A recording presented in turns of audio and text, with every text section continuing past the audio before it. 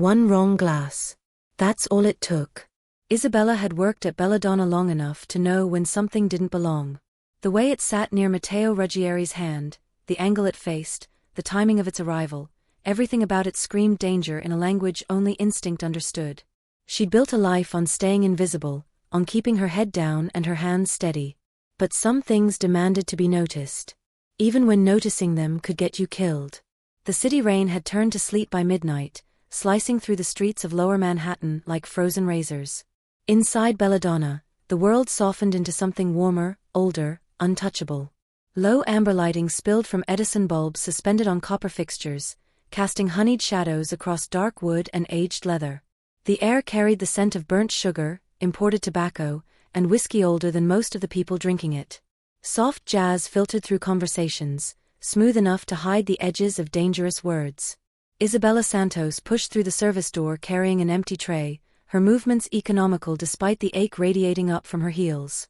She'd been on her feet for 7 hours, and her shift still had 3 more to go. Her black vest fit precisely, tailored just enough to look professional without drawing attention. Her hair was pulled back so tightly it created a dull pressure at her temples. At 27, she'd perfected the mechanics of disappearing. In rooms like this, invisibility wasn't modesty. It was strategy. Belladonna attracted a specific kind of clientele, men who spoke quietly about violent things, women who knew when not to ask questions, and money that moved through the room like a living thing. She'd been doing this for 3 years now, long enough to read the shift in air pressure when someone important entered, long enough to know which tables required silence more than service. Tonight though, her instincts refused to settle. Hey friend, do me a favor. Kindly subscribe to Undiluted Love Stories. It's 1 second for you but a big deal for me. Isabella couldn't identify what had changed in Belladonna's usual rhythm, but something had. The kind of something that made her pulse quicken without reason, made her shoulders tense without threat. Her body knew before her mind did. She glanced toward the entrance as she set down a tray of empty glasses. That's when she saw him. Matteo Ruggieri entered Belladonna the way men like him always did, without announcement, but with absolute certainty. At 32, he carried himself like someone who'd stopped needing to prove anything years ago. His charcoal suit was cut to precision, tailored across shoulders that suggested controlled violence beneath Italian wool. Dark hair swept back from a face that might have been handsome if not for the scar. It ran down his left cheek like a signature carved in scar tissue, deliberate and impossible to ignore. But it was his eyes that made Isabella's breath catch. Dark, unreadable, constantly calculating. They swept the room in a single comprehensive pass that seemed to catalogue every face, every exit, every potential threat. There was something in the way the maitre d' straightened his posture before speaking. Something in how the sommelier appeared without being summoned. Something in the subtle stiffening of the bartender's spine. This wasn't wealth. This wasn't influence. This was something older, sharper, more unforgiving. Isabella watched from her position near the bar as he was escorted toward the private dining room in the back, a space reserved for guests who valued discretion the way others valued privacy. Her manager, Vincent, had assigned her to that table 2 hours earlier with unusual gravity. "Table 9 tonight, Isabella," he'd said, his normally easygoing demeanor replaced with something harder. "Impeccable service. Complete discretion. Understand." She understood. Certain tables required more than professionalism. They required amnesia. Now, as she prepared to enter the private dining room, Isabella thought of her younger brother Marco asleep in their Astoria apartment, probably still wearing his headphones. He'd be 16 in 3 months. New shoes. Books. A future she was determined to give him even if it meant working herself into the ground. Every shift at Belladonna was another brick in the wall she was building toward something better. Every dollar went into the envelope taped behind the bathroom mirror, slowly accumulating toward the paralegal certification program she'd been conditionally accepted into. Keep invisible. Keep moving. Keep safe. The private dining room was smaller than the main floor, built for intimacy in a way that suggested conspiracy rather than romance. Deep burgundy walls absorbed the low light from a single vintage chandelier. The long ebony table had been set for 5, each place arranged with geometric precision. Matteo sat at the head of the table, his back to the wall, a position that gave him clear sight lines to both the entrance and the windows. A glass of sparkling water sat untouched in front of him. 3 other men occupied the remaining seats, their conversation pausing as Isabella entered. "Good evening, gentlemen," she said, her voice pleasant but carefully neutral. "May I offer wine while you wait?" "The Barolo," said the broad-shouldered man to Matteo's left. "The 2015. Isabella nodded, moving to the wine station with practiced fluidity. Their eyes tracked her briefly, assessing, dismissing. "Good." As she poured, their voices resumed. Low. Coded. Business wrapped in careful language about shipments and territories and arrangements. Isabella had heard similar conversations 100 times. She didn't care about their business. She cared about pouring wine without spilling and getting home to Marco. But something made her glance at Matteo Ruggieri as she filled his glass. He wasn't participating in the conversation. He was watching the table with an intensity that seemed to calculate angles she couldn't see. And then she noticed them. 2 glasses sat in front of him now. One sparkling water, untouched since she'd entered. The other, wine, freshly poured, positioned closer to his dominant hand. She hadn't poured that second glass. Isabella's pulse spiked. Her hands continued their mechanical movements, setting down the bottle, stepping back, blending into the background. But her mind raced. 2 glasses. One untouched. One waiting. Isabella retreated to the corner service station, her movements smooth despite the adrenaline flooding her system. She busied herself arranging fresh napkins on her tray, a task that required no thought but gave her an excuse to stay in the room to watch. The 4 men at the table continued their conversation, voices low and measured. On the surface, everything appeared normal. Business associates sharing an expensive meal. Nothing unusual. Nothing wrong. Except for the second glass.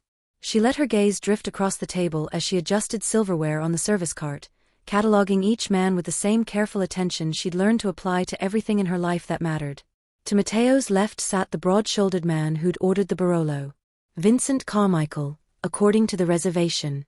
Mid-50s, expensive watch, fingers thick with rings that looked more like weapons than jewelry. He spoke with the confidence of someone used to being heard. Across from him sat a younger man, early 30s, sharp-featured with nervous energy barely contained beneath a tailored suit. His eyes moved too quickly, his hands gesturing as he spoke. Lorenzo something. She'd heard Vincent address him earlier. The third man was older, 60 at least, with silver hair and the kind of face that had seen everything twice. He said little, but when he did speak, the others listened. Anthony. No last name given. The 4th chair remained empty. "Dominic's running late," Vincent said, checking his phone. "Traffic from Brooklyn." "Dominic's always late," Lorenzo replied, reaching for his wine glass. Isabella watched his hand move. Watched it hover. Watched it shift trajectory at the last second to lift the glass further from Matteo's reach instead of his own. The movement was subtle. Practiced. Too smooth to be accidental. Her stomach dropped. She looked at the table's reflection in the polished silver of the wine station. From this angle, she could see what she'd missed before. The second glass, the one filled with wine, hadn't been there when she'd entered. It had appeared while she was pouring for the others, positioned during a moment when her back was turned. Someone had placed it there. Recently. Deliberately. Isabella's mind raced through the possibilities. Maybe Matteo had requested it. Maybe another server had brought it. Maybe she was seeing patterns where none existed, letting exhaustion and stress turn normal service into conspiracy. But her instincts said otherwise. She'd been watching tables for 3 years. She knew the rhythm of service, the flow of movement, the logic of placement. That glass didn't belong.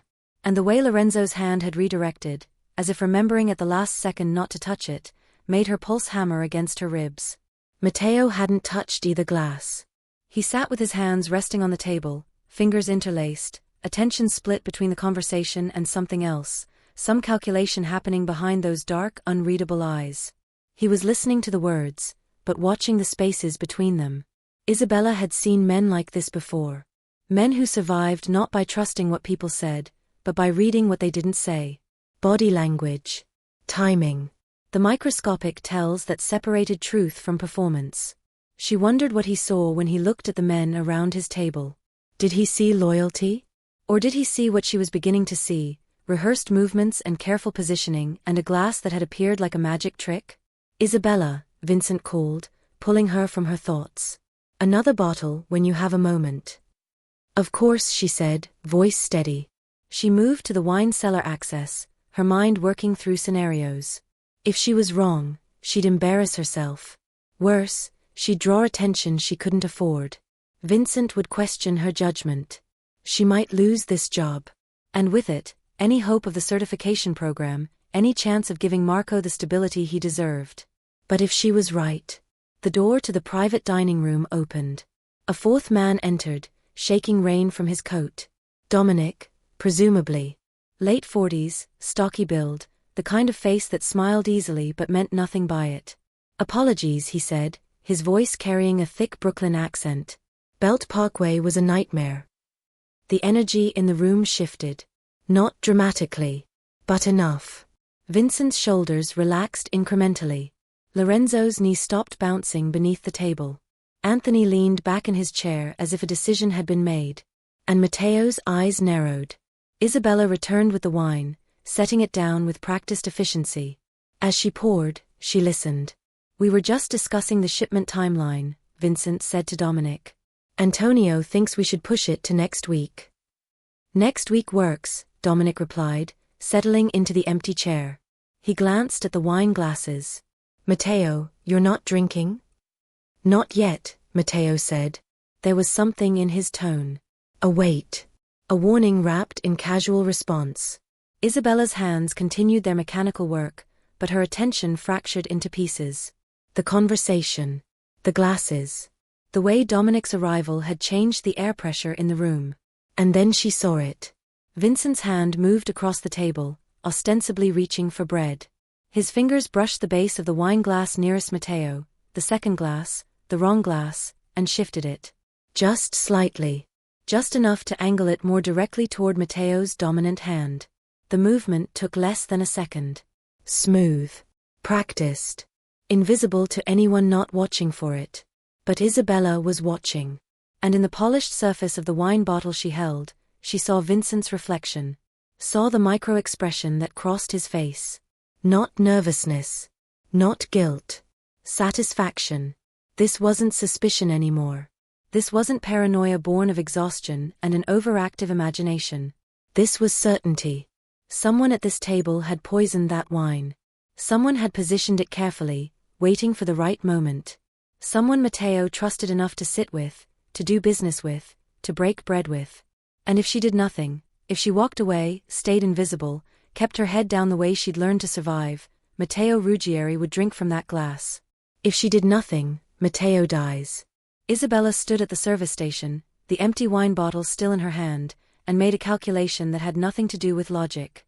If she was wrong, she would humiliate herself in front of Manhattan's most dangerous man. She would lose her job. Vincent would make sure she never worked in another high-end establishment again. The certification program would slip further out of reach. Marco would stay trapped in their cramped Astoria apartment, his future as uncertain as hers.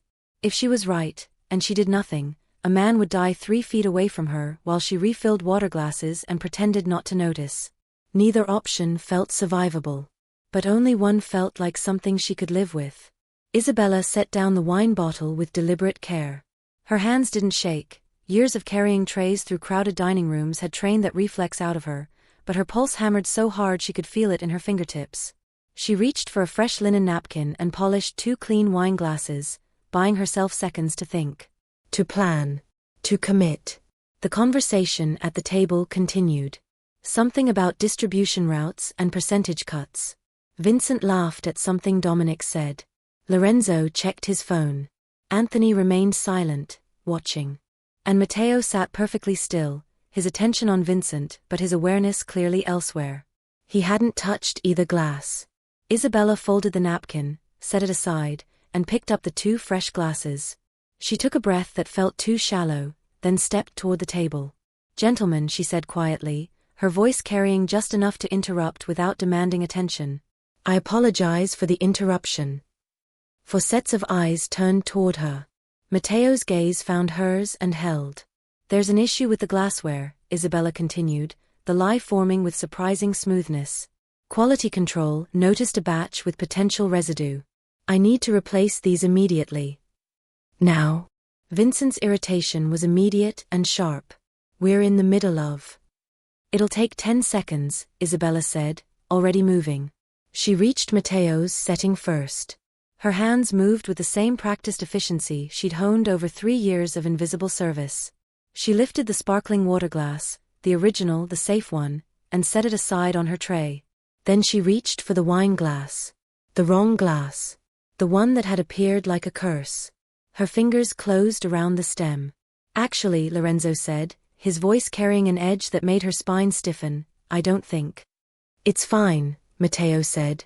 His voice cut through the room with quiet authority. Not loud. Not aggressive. Just absolute. Lorenzo stopped mid-sentence. Isabella's hands continued their work. She lifted the wine glass, feeling its weight, the warmth of the liquid inside, the innocent appearance of something that might kill, and placed it on her tray beside the water glass. Then she set down one of the fresh glasses in front of Matteo, positioning it precisely where the sparkling water had been. No spill. No fumble. No drama. Just correction. The second glass? Matteo asked, his eyes still on her face. Isabella felt the question like a physical weight. He wasn't asking about glassware. He was asking something else entirely. I'll bring fresh wine when you're ready, sir, she said, meeting his gaze for exactly 2 seconds before looking away, long enough to communicate intention, short enough to maintain deference. She picked up the second fresh glass from her tray and placed it at the empty setting where Dominic had been sitting before he'd moved chairs. Neutral territory. Nowhere near Matteo's reach. Then she stepped back, tray balanced perfectly, the 2 removed glasses sitting side by side like evidence. Will there be anything else? She asked. No, Matteo said. Thank you. The words were ordinary. Polite. Standard. But something in his tone made the air in the room change texture. Isabella nodded and turned toward the service station, her legs steady despite the adrenaline screaming through her nervous system. She could feel their eyes on her back. Could sense the shift in energy at the table, the sudden tension that had nothing to do with business deals and everything to do with unspoken recognition. Behind her, the conversation didn't resume immediately. Silence stretched for 3 seconds. 5. 10. Then Vincent cleared his throat. As I was saying, the timeline. Actually, Matteo interrupted, his voice calm and measured, I think I'll switch to water for now. Isabella reached the service station and set down her tray with hands that finally trembled. The 2 glasses sat there, innocent and damning. She needed to get them away from the dining room. Needed to put them somewhere safe. Somewhere they could be tested if. Isabella. She turned. Matteo was looking directly at her, his expression unreadable. Bring me sparkling water, he said. San Pellegrino. Unopened bottle. Of course, sir. She moved toward the bar, her mind racing. An unopened bottle. Sealed. Impossible to tamper with. He knew. Maybe not everything. Maybe not the specifics. But Matteo Ruggieri knew that something had been wrong with that glass, and he knew that she had seen it. When she returned with the sealed bottle and a fresh glass, the conversation at the table had resumed, but it sounded different now. Forced. Performative. Like actors who'd forgotten their lines and were improvising badly. Isabella opened the bottle in front of Matteo, the crack of the seal audible in the quiet room.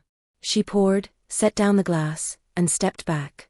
Matteo lifted the glass, examined it briefly, then took a deliberate drink. His eyes never left the faces of the men around his table. And one by one, Isabella watched them react. Lorenzo shifted in his seat. Dominic reached for his own wine, then thought better of it. Anthony's expression remained neutral, but his fingers drummed once against the table, a tell he probably didn't know he had. And Vincent. Vincent's jaw tightened. Just for a fraction of a second. Just long enough.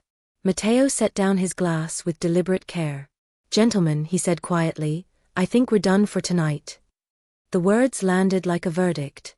But we haven't finished discussing, Lorenzo started. We're done, Matteo repeated. No one argued. Isabella watched as the 4 men stood, gathering phones and coats with movements that tried to look casual but came off stiff. Rehearsed. Wrong. They filed out one by one, offering polite goodbyes that Matteo acknowledged with minimal response. When the last one left, the private dining room fell into heavy silence. Matteo remained seated, his back still to the wall, his hands resting on the table. And Isabella stood at the service station, holding a tray with 2 glasses that might contain poison. She should leave. Walk away. Return to invisibility before this moment stretched into something she couldn't escape. But Matteo's voice stopped her. The glasses, he said, still not looking at her. Don't touch them again. Don't let anyone else touch them either. Isabella's throat went dry. Sir. Someone will come for them in the morning, Matteo continued, his tone matter-of-fact. They'll need to be tested. The word hung in the air between them. Tested. Not examined. Not cleaned. Tested. Matteo finally turned to look at her, and the intelligence in his dark eyes made her feel exposed in a way that had nothing to do with judgment and everything to do with being truly, completely seen. You swapped my drink, he said. It wasn't a question. Isabella felt her carefully constructed invisibility shatter like glass. Isabella couldn't answer. The question, statement really, sat between them like something solid and dangerous. She started, then stopped. Lying to Matteo Ruggieri felt like the kind of mistake people didn't recover from.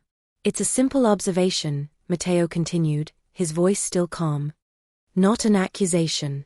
I'm trying to understand why a woman I've never met would risk her job to save my life. I wasn't certain, Isabella said finally, her voice quieter than she intended. Something felt wrong. Your instincts are excellent. He stood then, buttoning his suit jacket with economical movements. For a moment, Isabella thought he might leave. That this surreal conversation would end, and she could return to her regularly scheduled invisibility. Instead, Matteo pulled out his phone and made a call. The glasses need immediate pickup, he said to whoever answered. Belladonna. Private dining room. Handle it personally. He ended the call and looked at Isabella. Go home, he said. You've done enough tonight. It should have felt like dismissal. Instead, it felt like a warning. Isabella left Belladonna 20 minutes later, her shift abandoned with Vincent's tight-lipped approval. The manager had asked no questions, which somehow felt worse than an interrogation. Outside, the sleet had turned back to rain, washing the streets clean of everything except cold and consequence. She rode the subway to Astoria in a daze, her mind replaying the moment she'd lifted that glass. The weight of it. The certainty. The absolute insanity of interfering in something that was clearly none of her business. Marco was asleep when she got home, sprawled across his bed with textbooks scattered around him like casualties. Isabella stood in his doorway for a long moment, watching his chest rise and fall with the easy rhythm of someone who still believed the world made sense. She envied him that. Sleep didn't come easily. Isabella lay in her narrow bed, staring at ceiling cracks she'd memorized years ago, and wondered what she'd actually saved Matteo from. Wondered who had tried to kill him. Wondered why her hands had moved before her brain could stop them. Wondered if she'd just made the biggest mistake of her life. Her phone buzzed at 2:47 a.m. Unknown number. She almost didn't answer. Then thought of Marco asleep down the hall and imagined emergencies, and picked up. Isabella Santos? A woman's voice. Professional. Clipped. Yes. This is Mount Sinai Hospital. You're listed as an emergency contact for Vincent Carmichael. Isabella's stomach dropped. What? No, I work for him, but I'm not. Mr. Carmichael was brought in an hour ago. Acute poisoning. He's asking for you. The line went dead. Isabella sat in the dark, phone still pressed to her ear, and felt the world tilt sideways. Vincent. Not Matteo. Vincent. She didn't go to the hospital. She wasn't stupid enough for that. Instead, she called Belladonna's after-hours line and left a message saying she had a family emergency and wouldn't be in for her next shift. Then she waited. Morning came gray and cold. Isabella got Marco off to school with lies about everything being fine, then sat at their tiny kitchen table with coffee she couldn't taste and dread she couldn't swallow. Her phone rang at 9:15 a.m. Same unknown number. Ms. Santos. A man's voice this time. Calm. Familiar. Who is this? We met last night. Briefly. Matteo. Isabella's grip tightened on the phone. How did you get this number?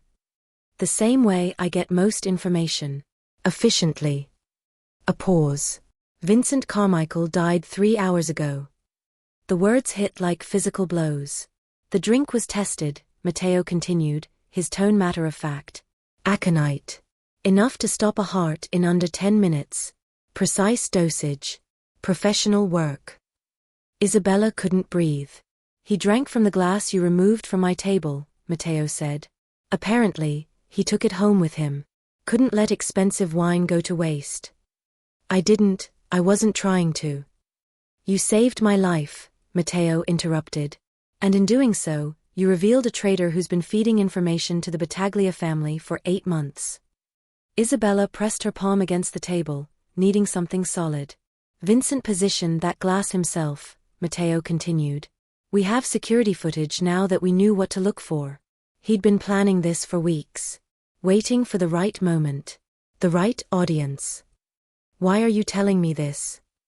Silence stretched for 3 seconds. Because you're involved now, Matteo said finally. Whether you want to be or not. I just swapped a glass. That's all. I didn't. You exposed a conspiracy that cost me a business partner and nearly cost me my life. You think the people behind Vincent aren't going to wonder how their plan failed? You think they won't look at security footage and see you removing that glass? Isabella's blood went cold. I don't know anything, she said, hating how her voice shook. I can't tell them anything because I don't. They won't care what you know, Matteo said quietly. They'll care that you interfered. That you saw. That you exist. The kitchen suddenly felt too small. Too exposed. Isabella looked at the windows, the door, the thin walls that separated her apartment from the strangers living on either side. What do I do? She whispered. Right now? Nothing. Stay home. Don't go to work. Don't talk to anyone about last night. For how long? Until I find everyone involved, Matteo said. Until I'm certain you're not a target. And if I am? Another pause. Longer this time. Then we'll deal with that too. The line went dead. Isabella sat alone in her kitchen, staring at a phone that felt like a bomb, and understood with perfect clarity that her life, the careful, invisible, controlled life she'd built, was gone. One quiet action. One removed glass. And consequences she couldn't begin to calculate. Outside, rain continued to fall. And somewhere in the city, men she'd never met were reviewing security footage, asking questions, making plans. Looking for her. Isabella didn't leave her apartment for 2 days. She called in sick to Belladonna, though sick felt like an understatement for the kind of terror that had her checking the locks every hour and keeping Marco home from school with fabricated stories about a gas leak in the building. On the 3rd day, she noticed the car. Black sedan. Tinted windows. Parked across the street with a clear view of her building's entrance. It arrived at 6 a.m. and didn't leave until after dark. Isabella watched it from behind her curtain, her stomach knotted with the kind of fear that made sleep impossible and breathing difficult. She'd stopped answering her phone except for Marco's school and Matteo's unknown number, which hadn't called again since that first morning. She was starting to wonder if he'd forgotten about her. If his promise of protection had been polite fiction designed to keep her quiet while he handled his business. Then, on the 4th morning, her building's intercom buzzed. Delivery for Santos, a male voice said. Isabella's hand hovered over the button. I didn't order anything. Package requires signature. She looked at Marco, still asleep in his room, and made a calculation. Buzzed the person up. Stood at her door with her phone open to 911, pulse hammering. The knock came 30 seconds later. Through the peephole, she saw a man in his 40s. Professional suit. Empty hands. Ms. Santos, he said to the door. My name is Frank Russo. I work for Mr. Ruggieri. He'd like to speak with you. Tell him to call. He's downstairs. In the car you've been watching for 3 days. Isabella's breath caught. You have 60 seconds to decide, Frank continued calmly. After that, I leave. And you're on your own. The black sedan's interior smelled like leather and expensive cologne. Matteo sat in the back seat, looking exactly as controlled as he had at Belladonna, tailored suit, calm expression, eyes that missed nothing. "Get in," he said. "It wasn't a request." Isabella slid into the seat beside him, leaving the door open, one foot still on the pavement. "Escape route. Just in case." "Close the door," Matteo said. She hesitated.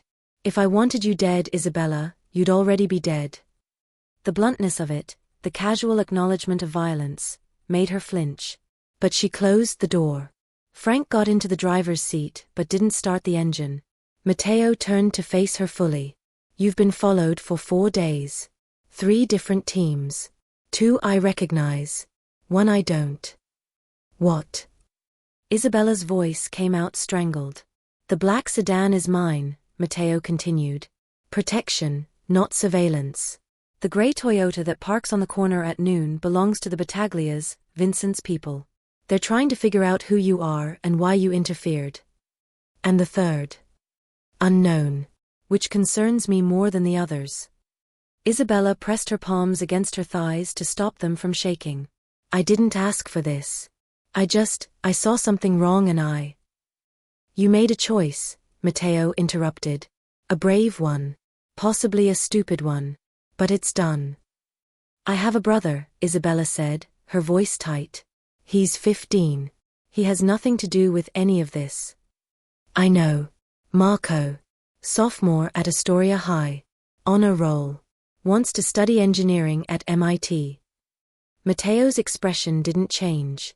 "I also know you're 3 months behind on rent, enrolled in a paralegal program you can't afford, and working 2 jobs to keep your head above water."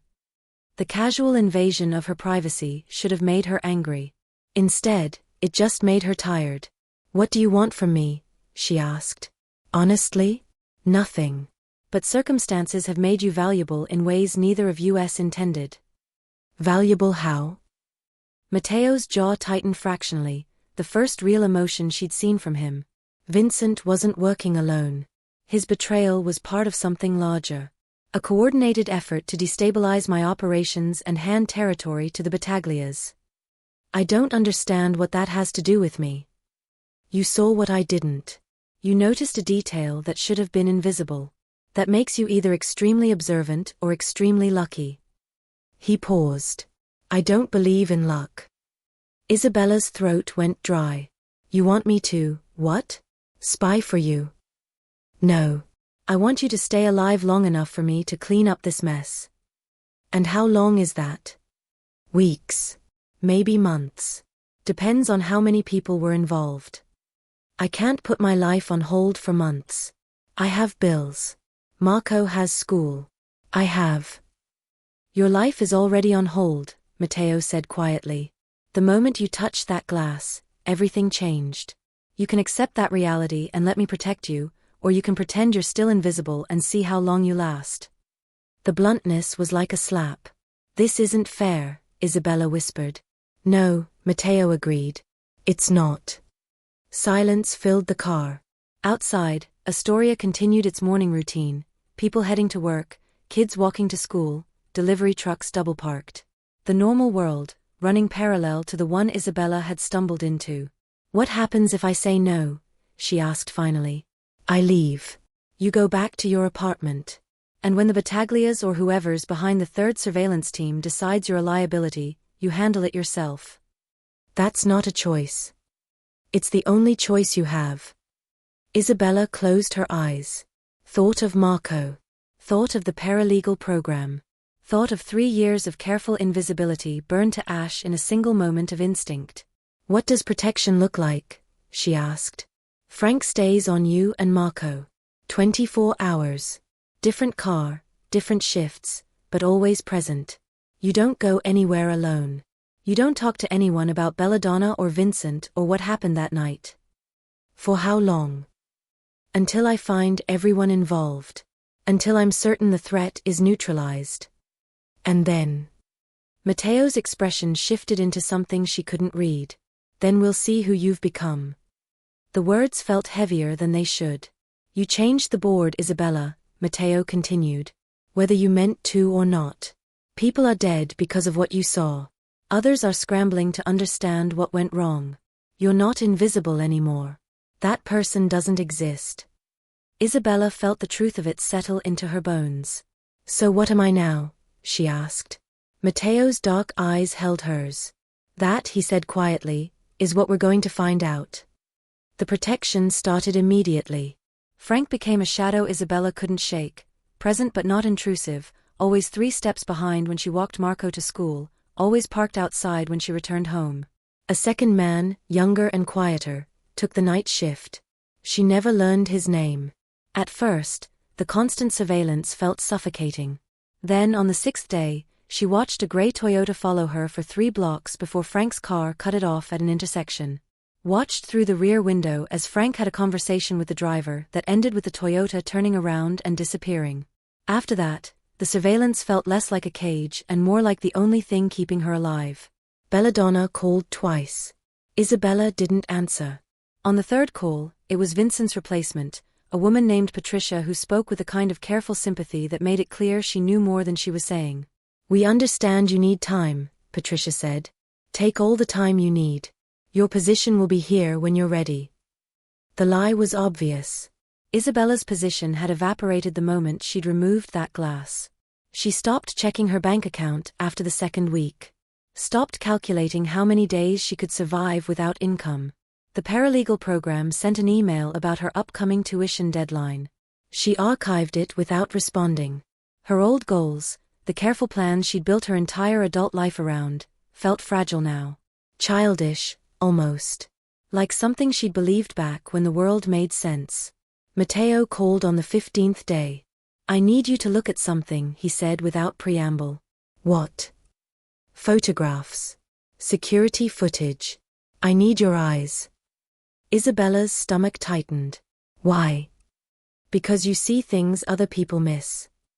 20 minutes later, Frank drove her to a building in Midtown she'd never noticed before, the kind of anonymous glass structure that housed 1,000 businesses and demanded no attention. They took an elevator to the 14th floor. No names on the directory. No signs on the doors. Matteo was waiting in a conference room that looked like it belonged to a law firm. Clean. Professional. Completely impersonal. Except for the photographs spread across the table. Dozens of them. Surveillance shots. Security camera stills. Images of men she didn't recognize in locations that meant nothing to her. "These are Vincent's known associates," Matteo said, gesturing to the left side of the table. "These are people he met with in the 6 months before he tried to kill me." Isabella approached slowly. "What am I looking for?" "Patterns. Anything that feels wrong." She studied the photographs for 20 minutes, Matteo silent beside her. Most of the images blurred together, men in suits, restaurants, parking garages. Business as usual. Then she stopped. "This one," she said, pointing to a photo of Vincent meeting someone at a coffee shop. "He's wearing his watch on his right wrist." Matteo leaned closer. "So, Vincent was left-handed. I served him for 3 years. He always wore his watch on his left wrist. Always." Matteo pulled out his phone, typed something, waited. His expression shifted fractionally. "This photo was taken 8 months ago," he said. 2 weeks before Vincent started showing signs of reconsideration. Reconsideration. Before he became a traitor. Matteo enlarged the photo on a tablet, focusing on the man across from Vincent. "This is Anthony Gallo. Battaglia family. I already knew they'd turned Vincent. But this," he indicated the watch, "this tells me when." "A watch tells you that?" Vincent switching his watch means he was nervous. Trying to appear different. People don't change small habits like that unless they're performing. Unless they're pretending to be someone they're not. Isabella stared at the photograph. Such a small detail. Meaningless to anyone else. "You have a gift," Matteo said quietly. "Whether you want it or not." The conversations became a pattern. Every few days, Matteo would call. Sometimes with photographs. Sometimes with questions about people she'd served at Belladonna. Sometimes with nothing specific, just checking in, making sure she was safe, that Marco was handling the disruption. Isabella found herself looking forward to the calls. Found herself noticing details in her daily life she'd trained herself to ignore. The way her neighbor's mail sat uncollected for 3 days. The car that parked in the same spot every morning but never had the same driver. The rhythm of footsteps in the hallway that changed pattern after midnight. "You're thinking like someone who survives in my world," Matteo said during one call. "Is that a compliment?" "It's an observation." A pause. "And yes," he added, "it's a compliment." 3 weeks after Vincent's death, Matteo called with different news. "It's done," he said. Isabella's hand tightened on the phone. "What's done?" "Everyone involved. Identified. Handled." "Handled how?" "You don't want those details." He was right. She didn't. "The surveillance teams are gone," Matteo continued. "The Battaglias know what happened to their operation. They know it failed. They've moved on. So I'm safe." A long pause. "You're safer," Matteo said finally. "Safe is relative." Isabella sat on her couch, Marco doing homework at the kitchen table, and felt something loosen in her chest.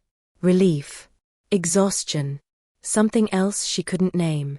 "Frank will stay on for another week," Matteo said. "After that, you're clear." "And then what?"